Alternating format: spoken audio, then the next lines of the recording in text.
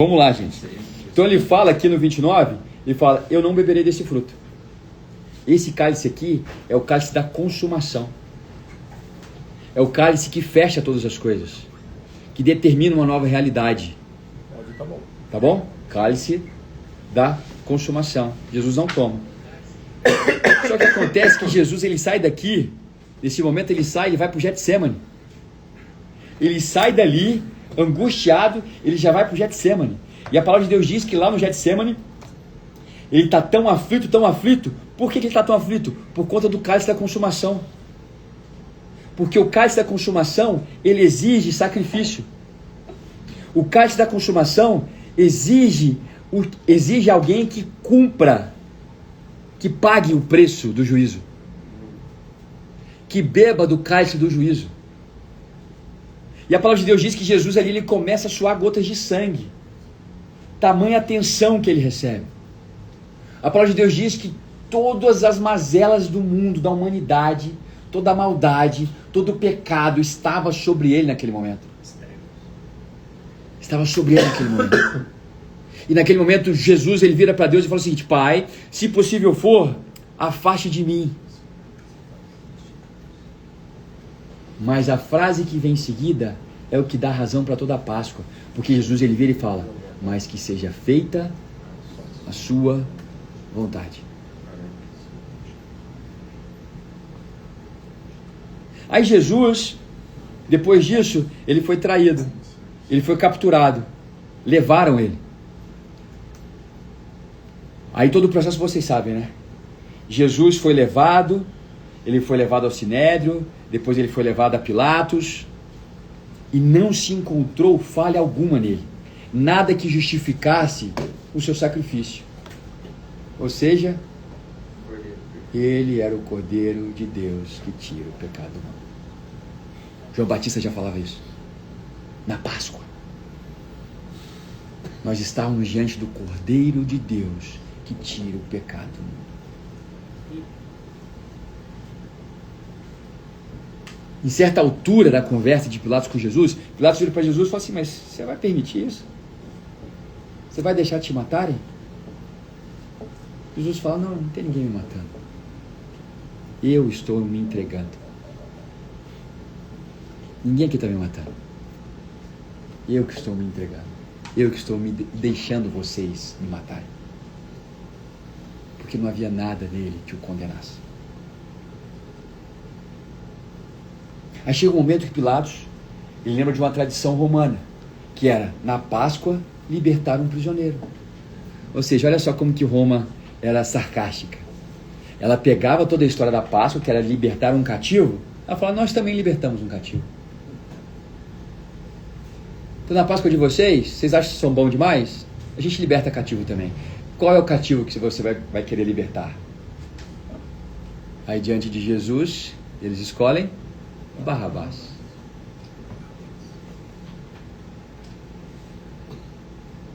Um assassino confesso. E Jesus se entregou por mim e por você. Aí a palavra de Deus, aqui, vamos abrir, vamos continuar. Porque Jesus, quando ele não toma o quarto cálice, ele está expandindo o ceder. Ele está expandindo tudo aquilo que estava acontecendo naquele lugar, no cenáculo. Ele estava levando lá para o Calvário. Ele está falando o seguinte: gente, ó, a Páscoa não terminou, vem comigo. A Páscoa só termina quando o quarto cálice é tomado. Aí, Jesus, ele foi entregue. Jesus foi condenado. E assim como Isaac, que carregou a lenha para o seu sacrifício, Jesus carregou a sua cruz. Ele carrega a cruz para ser crucificado. Aí eu quero que você abra comigo lá em João 19:30. Abre aí, gente. João 19:30. 9:30. João 19.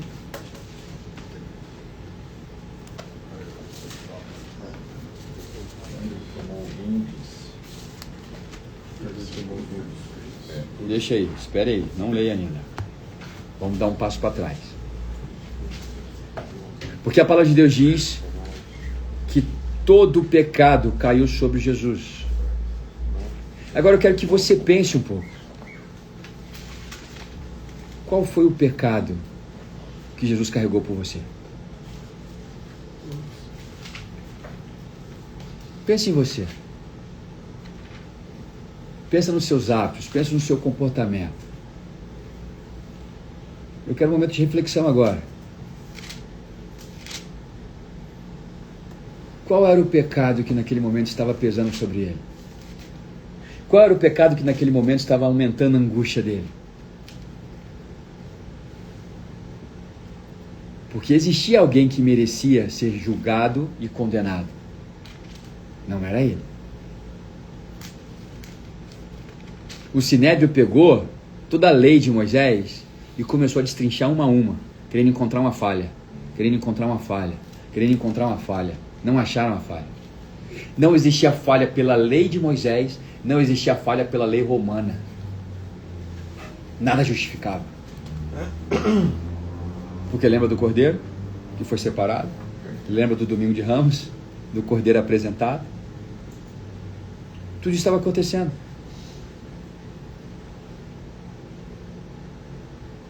E Jesus ele é levado. Vamos lá, para João 19. João 19, 30. Vamos voltar um pouquinho? Vamos para o 28. Mais tarde, sabendo então que tudo estava concluído, para que a escritura se cumprisse, opa, olha só, Jesus ele viu que estava tudo completo, tudo que precisava ser feito foi feito. Aí, opa, eu preciso terminar a Páscoa, eu preciso finalizar a Páscoa. Aí Jesus fala o quê? Tenho sede. Estava ali uma vasilha cheia de vinagre. Aqui para nós foi traduzido como vinagre. No grego é traduzido como vinho. Um vinho comum. Um vinho comum. Um vinho dos pobres.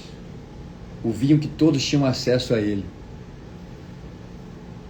Então embeberam uma esponja nele, colocaram a esponja na ponta de um caniço de quê? Isopo. O isopo que foi usado lá atrás para aspergir o sangue do cordeiro nos umbrais da porta, para que o anjo da morte pudesse passar ou poupar aquela família, era o mesmo isopo presente lá no Calvário. Amém. Com vinho barato. E eles levaram o vinho barato na boca de Jesus. E Jesus então bebeu do cálice que ele havia pedido para não beber. E ele continua, vamos lá? Ergueram até os lábios de Jesus. Tendo provado, cadê? Gente, eu estou meio cegueta aqui. 30. Tendo provado, Jesus disse: está consumado. Com isso, curvou a cabeça e entregou o seu espírito. Está consumado. Em grego, tetelestai. Tetelestai significa que tudo o que precisava ser feito foi feito. Tetelestai é uma expressão de obra completa. Tetelestai é o que um escultor ou um pintor fala quando ele dá a última pincelada ou a última martelada. Ele olha para a sua obra e fala: não tem nada que eu possa fazer que venha melhorar o que precisava ser feito. Ato final, sabe? É assinatura. Tetelestai. E Jesus ele fala, ele apresenta o ceder da Páscoa do início ao fim e fala: está consumado. Aquilo que foi feito para preparar o povo, o meu povo, a minha família, os meus filhos, para entender o que precisava ser feito, foi realizado hoje. Jesus reprogramou a história naquele momento. E no terceiro dia, existe uma festa que ocorre no terceiro dia, 3 dias depois da Páscoa. Então, o judeu ele conta o tempo diferente, ele conta o tempo da viração do dia, né? Das 6 horas, ou seja, quando o sol se põe até o sol se põe no outro dia. Então começa, né? Então é por isso que ele fez, Jesus ele ceiou a Páscoa, né? Na noite, passou o dia e antes que o dia terminasse ele foi crucificado e foi removido, ele morreu. Ele morreu na Páscoa, o Cordeiro morreu na Páscoa. E é interessante porque a palavra de Deus diz que Jesus ele foi crucificado na 3ª hora da tarde. E o que acontecia todo santo dia, na 3ª hora da tarde, era que um cordeiro era sacrificado lá no templo. Todo dia. Então Jesus, ele consolidou a Páscoa e consolidou todos os sacrifícios do templo. E a palavra de Deus diz que no momento em que ele foi crucificado, fala que o véu que separava o santo lugar do Santo dos Santos foi rasgado de cima e embaixo. Isso fala que nós tivemos novamente acesso a ele. E olha só que legal. Sabe o que estava bordado no véu que separava o santo lugar do Santo dos Santos? 2 querubins. Querubins protetores. Aonde que encontra querubins protetores? Gênesis 3. A palavra de Deus diz que quando Deus ele tirou o homem e a mulher daquele jardim, ele colocou 2 querubins para guardar o acesso ao jardim. Então ele está falando que aquilo que separava, aquilo que impedia o homem de se reaproximar de Deus, foi rasgado. Porque nós não fomos criados para buscar a Deus, nós fomos criados para viver com Deus. Então Jesus ele restaura a condição onde nós podemos novamente viver com Ele, sendo poupado do juízo, redimidos com o braço estendido. O sangue foi derramado, a morte foi vencida, o preço foi pago. Entenda que redenção é um ato de você libertar, você devolver a liberdade ao escravo, você devolver a condição de liberdade a alguém que está cativo há muito tempo. É você dar carta de alforria, você pagar por aquilo. É você devolver uma condição perdida. A Páscoa simboliza isso. A Páscoa simboliza devolver a condição perdida. Devolver a liberdade a um povo. Devolver a identidade de filho. Estão comigo, gente? Tá fazendo sentido para vocês aí? Você tem a cabeça estourando? Porque minha cabeça está estourando. Eu vejo negócio desse e fico maluco. Eu fico maluco na perfeição do movimento de Deus em todas as coisas. Eu fico maluco na riqueza da palavra. Aí sabe o que a gente faz com isso? A gente transforma na celebração de doce. A gente transforma na celebração de várias coisas, menos a lembrança de que fomos redimidos por um sangue. Só daí, só essa história de coelho já morre. Se existe um animal para simbolizar a Páscoa, é um cordeiro. Então de coelhinho da Páscoa tem que ser cordeirinho da Páscoa. Mas sabe por que colocaram coelho na história? Porque na tradição hebraica, coelho é imundo. É um animal impuro. Então eles tiraram aquilo que é puro, aquilo que é santo, para colocar algo impuro. Aí você inventa uma história de que coelho representa a fertilidade. De fato, para os povos pagãos, coelho é sinônimo de fertilidade. É. Agora, o valor da Páscoa não está na fertilidade. O valor da Páscoa está na redenção. Está em devolver para você uma condição que você não conhecia. Você não fazia ideia dela. Você vivia de uma forma totalmente torta. Até você se encontrar com esse Deus. Se encontrar com esse Jesus. Tomar desse cálice, que é o sangue de Cristo. E passar a viver com Ele.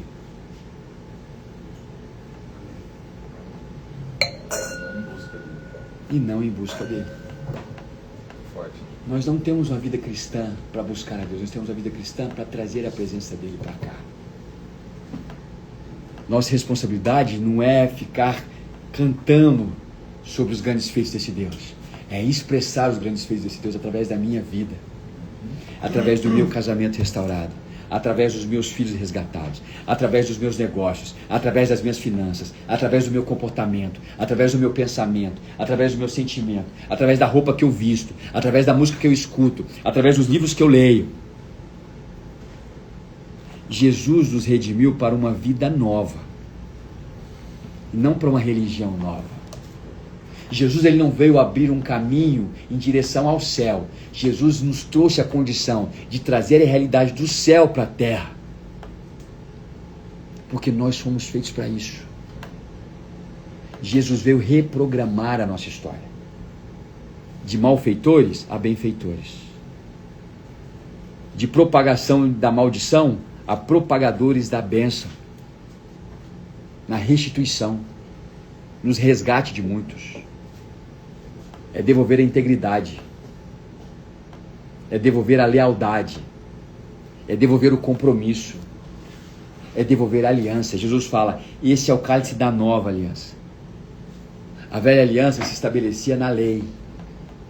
A nova aliança se estabelece através do meu sangue derramado. Isso é graça. Isso é graça, é favor imerecido.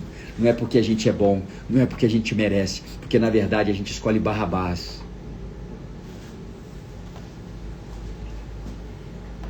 Isso aconteceu porque esse é o plano perfeito de Deus. O plano perfeito foi traçado desde o princípio. Desde o princípio, o plano perfeito de Deus era resgatar os seus filhos. Obrigado. Era resgatar os seus filhos. É trazer de volta para casa. É restaurar a capacidade dos seus filhos de perceberem quem são. E a responsabilidade dos seus filhos de assumirem os planos de Deus. Assumirem a responsabilidade daquilo que Deus tem para cada um de nós.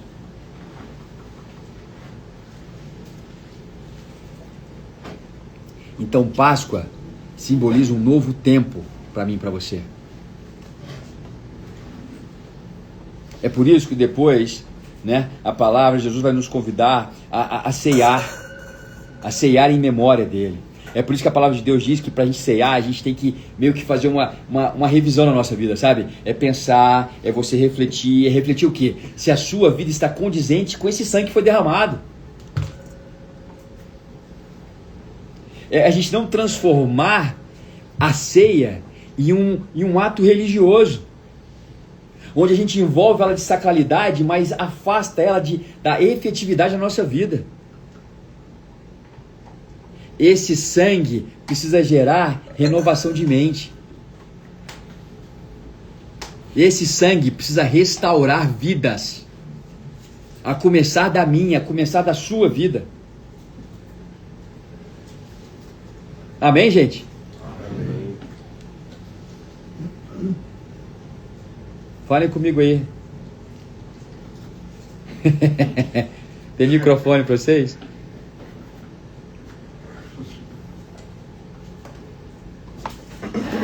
Então, eu queria muito poder compartilhar sobre a Páscoa com vocês. Eu faço isso todo ano. Ano que vem a gente volta. E vamos falar a mesma coisa. E a mesma coisa. E eu estou compartilhando. É perpétuo. É para sempre. E eu estou conversando isso com vocês. Oi. Pronto. Voltou o microfone aqui. Perfeito, cara. É bom escutar vocês. E eu estou compartilhando isso com vocês porque vocês precisam compartilhar isso na casa de vocês. É um memorial. A palavra de Deus diz que uma geração prepara a outra. Uma geração conta para a outra a grandeza dos seus feitos. Então que essa Páscoa não seja meramente um feriado, onde você vai juntar sua família, você vai viajar, você vai curtir, você vai aproveitar, mas que seja um tempo de redenção, de resgate. Resgate do seu relacionamento, do seu casamento. Resgate do coração dos seus filhos. Que o coração dos filhos seja convertido ao coração dos pais. Resgate das suas intenções. Resgate dos seus projetos, das suas intenções mais profundas. Resgate da sua identidade de filho de Deus. Um preço foi pago. Um pão foi partido. E a palavra de Deus diz que no terceiro dia, eu estava falando para vocês, eu acabei fugindo, né? Depois da ceia da Páscoa, 3 dias depois, acontece uma festa, que é chamada Festa das Primícias. ou a festa das primeiras colheitas, ela é celebrada no terceiro dia. Jesus ressuscita no terceiro dia, porque Ele é o primeiro fruto. Nós só estamos aqui porque o primeiro fruto apareceu no terceiro dia. É o que possibilita fazer de nós, cada um de nós aqui, outros frutos. Então Jesus, Ele venceu a morte. Ele venceu a morte porque o preço do pecado é a morte. Então Ele pagou com a morte e restaurou a vida. É por isso que eu falo que a vida morreu lá no Éden, mas ela ressuscitou no Calvário. Esse é o plano perfeito. O plano perfeito é de um Deus que se fez homem para poder morrer no nosso lugar. E aqui tem uma história, eu vou finalizar com essa história para vocês entenderem de uma forma bem clara. Tem a história que conta de um rei muito grandioso, né? Soberano sobre as suas terras. O reino dele era conhecido por ser um reino de justiça, um reino de muita abundância. Só que de uma hora para outra começou a aparecer alguns roubos. Peças preciosas estavam desaparecendo no seu reino. E ninguém encontrava quem era. Então o rei, ele foi e determinou um decreto. Ele determinou um decreto que aquele ladrão deveria morrer. Ele deveria levar 40 chibatadas. E que se aguentasse, bem. Se não, que morresse. Só que o tempo foi passando. Até que um dia se descobriu que era um ladrão. E o ladrão era o filho desse rei. Era o filho que estava roubando e vendendo as coisas preciosas do reino. E diante disso os conselheiros chegaram diante do rei. Falou, e agora, meu rei? O que o senhor vai fazer? Como é que a gente vai matar o seu filho? O senhor quer escrever uma outra lei? O senhor quer estabelecer uma outra lei? Esse rei falou assim, não posso. Eu não posso voltar atrás daquilo que eu determinei. Meu filho será sacrificado. Vocês podem preparar. Podem preparar aquele que vai dar as chibatadas e vamos colocá-lo lá. Todo mundo ficou assustado. Como assim? Você vai entregar seu filho? Você vai botar seu filho? E foi preparado. Foi preparado no meio da cidade. Tinha um pedestal, onde o infrator seria curvado sobre uma pedra, e ali ele receberia, ele seria açoitado. Aí no momento que pegaram, todo mundo estava pasmo, né? Veio o filho dele, segurado, colocado no lugar, e todo mundo assim pasmo o que estava acontecendo. O ambiente pesava, sabe? Estava pesado aquele lugar. E aí o chacal se preparou então para poder açoitar. Com muito temor daquilo tudo. Porque ele conhecia aquele menino. Ele viu aquele menino crescer. E quando ele se preparou para dar o primeiro açoite, o rei gritou de lá, para! Aí todo mundo falou, sabia que não ia deixar. O rei tirou as suas vestes e abraçou seu filho. Falou, pode dar em mim. A lei permanece, mas o açoite vai ser dado em mim. E eu vou pagar por isso. Então esse é o movimento de Deus em nosso favor. Nós merecíamos estar lá. Nós merecíamos o açoite. Mas Deus se movimentou para receber em nosso lugar. E ele morreu. Mas a morte não foi forte o suficiente para segurá-lo, para impedi-lo de viver. Amém, gente? Amém. Então, assim, que nós, como homens da nossa casa, homens que têm a consciência do papel que exerce, homens que têm a consciência de que carregam a responsabilidade de suas casas, nós homens possamos ser aqueles que vão resgatar o valor da Páscoa na nossa casa. Isso. Então eu estou aqui compartilhando com vocês esse chamado. O chamado de resgatar o valor da Páscoa. A Páscoa não pode morrer em nossas vidas. A Páscoa não pode morrer em nossas casas. É perpétuo. A celebração dela é perpétua.